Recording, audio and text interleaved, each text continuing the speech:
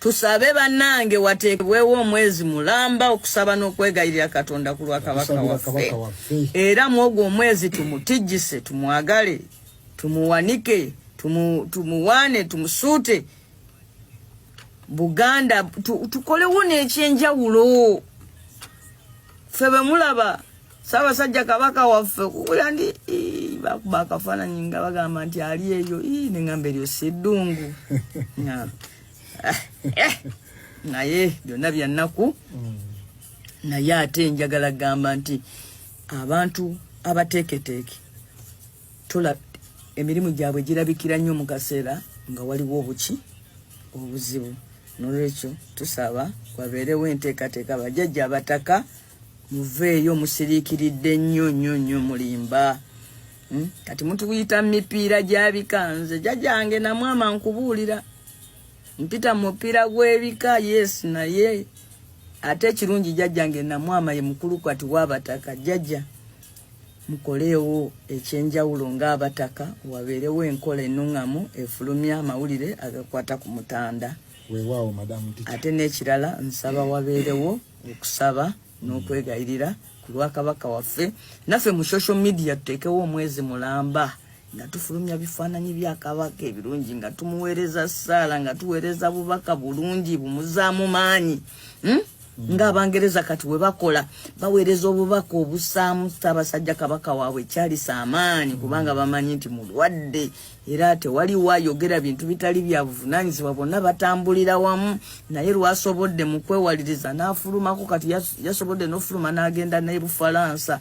Kama ng'olaba ebintu byonna biki biteeketeeke. Ensonga ey'okubiri embeera bw'eba ya Ssaabasajja esaana n'ebeera ng'ekwatibwa n'obwegendereza obw'amaanyi nga tewabeera nti amawulire abantu bagafunira mu kadirisa. Ogambye Ssaabasajja asiimye agenzeeko mu nsi z'ebweru ku mirimu emitongole. Ate abantu ne bagenda okugyayo amawulire ng'ate galaga birala. Nga muyi. Bwe bakunyiigira awo gw'oba oleesa embeera eyo. Kituufu. Yes.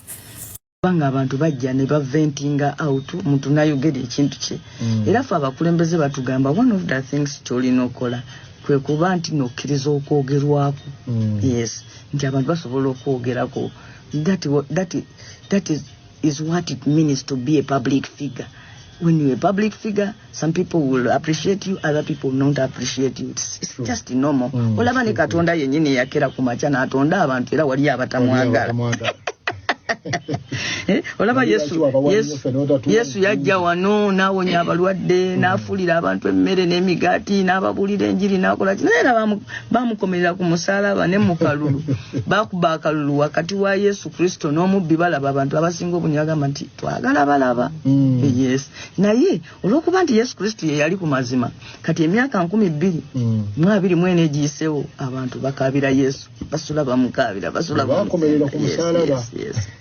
Bam, Honorable, just to keep up from Wantoni, we started with you on we Wantoni mulaba kino kyengambye nti abantu b'emukono basanyufu.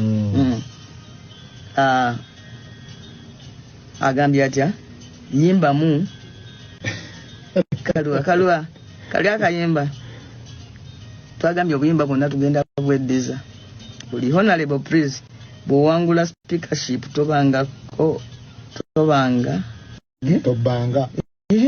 ate okulonda ku speaker kuwadde nammwe tusooke tununula eggwanga. Ono aŋŋambye tajja kunonda naye kati okulonda nga naasaalirwa n'ekyemmanyi we tunaatuukira mu kalulu ajja kuba akampa ngenda muulaga nti nno nze nsaana waliwo agambye mbu sijja kulonda neŋŋamba nga nsaalidda bambi naye ndowooza we tunaatuukira mu kalulu ojja kuba weekubye mu mutima. Kyagulanyi mutu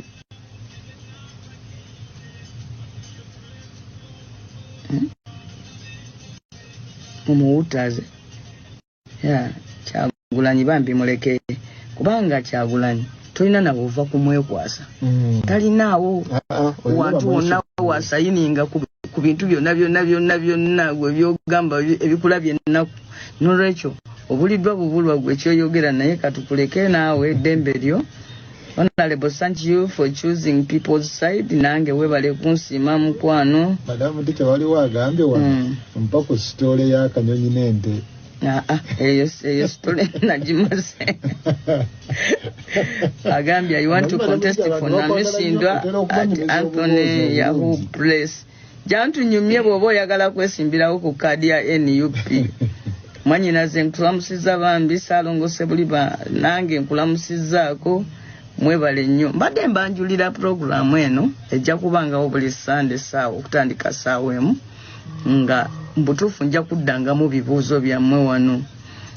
Oli agambye nti njogereko Kabaka waffe Ssaabasajja gwe natandikiddeko ne ŋŋamba nti bannange ffenna tusabire Ssaabasajja Kabaka ate tufube okulaba nti n'ebigambo ebiweebuula ebivoola ebinafuya Ssaabasajja Kabaka tetubiiwa makulu era omuntu yenna abiteeka ku mikutu gino ffe tumuboole. Kyokubiri nensaba abataka bajjajja batuule balungamye Obuganda abantu bababuulire ng'ebifa ku Kabaka waleme kubeerawo ebyo bya mbeera y'abantu kutandika kubanja Ssaabasajja Kabaka kuba ate kitukakatako bwe tutamulaba kitukakatako ng'Abaganda okubanja Kabaka tumulabeko. Oli agambye ayagala kaadi ya NUP mu kiseera kino tugenda mu maaso n'oku ekibiina kya NUP kiri mu kuwandiisa bammemba n'ogaba kaadisi kisinziira mu luka kimwobeera mulimu omuntu baba bamuyita registrar munoonye mu kitundu kyo. Bw'oba oli w'emukono genda wali mu kavule ku ofiisi yaffe oba oginoonya ne mu bitundu ebirala ku ofiisi za NUP ez'enjawulo waliyo ba registrar kyagenda maaso n'okuwandiisa abantu ne siringi z'olukumi ate tokkiriza kugulira kaadi ya NUP gyegulire gwe wennyini.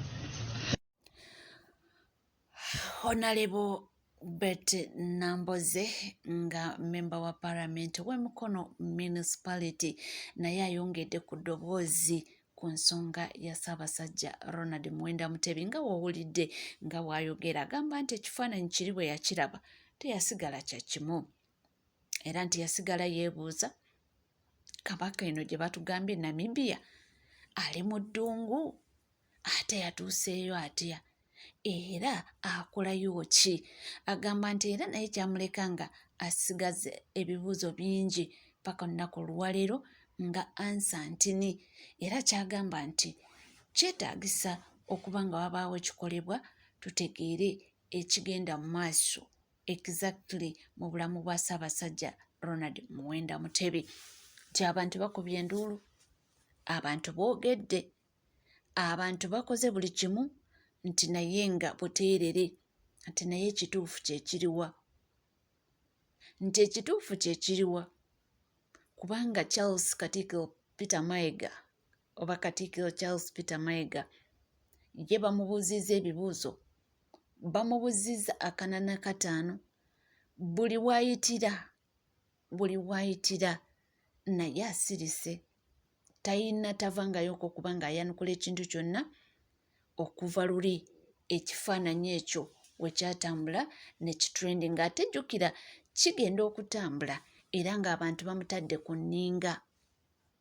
Abantu baali bamutadde ku nninga era ebintu bingi ebizze bibaawo nga mwotadde we twalaba nti yali akulira ebya security ya Ssaabasajja Ronald Muwenda Mutebi omukulu wa kapiteni naye bwe yatuuka n'agenda ate nagwo esasage n'ebeera nnyingi nnyo ne batuuka okugamba nti adizaatinze mpaka ye kennyini Katikkiro we yavaayo n'agamba nti musajja agenda asoma nti yakola ekiwandiiko naaba ng'asaba permission of which gye namuwa willingly agende abe ng'asoma.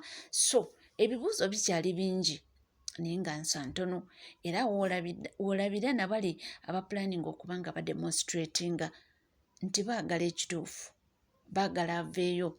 Anono wetuukira no ku nsonga eri eya Honorable Nabira Nagai eyavuddeyo n'agamba nti bino si byagamba nti Kabaka alina omukyala yasaanidde okuba nga avaayo nadimandinga ku mayabaawe gyali nti Kabaka w'abantu bonna, Kabaka wa Buganda yonna, nti bonna Abaganda naawe oliyo nga toli Muganda naye ng'owulira oyagala nnyo Kabaka tosobola okuvaayo n'obo nga obuuza his whereabout kubanga twagala kubanga tumanya amazima.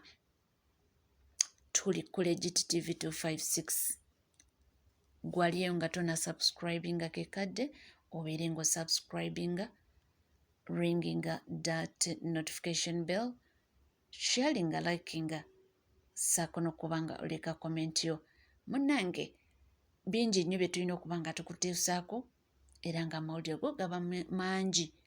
Wengambira nti tuula kalira nywera, munnange tube nga tulukuwa kubanga wano wokka wofunira amawulire ag'enjawulo. Tosobola kubanga ogasanga walala okuggyako ku Legit TV 256 nga bulijjo. Mutukkirize tube nga tubeerekereza naye nga kugamba kimu nti tujja kubanga tukoma mu maaso awo n'amawulire mangi nnyo nyini ddala, temuvaawo.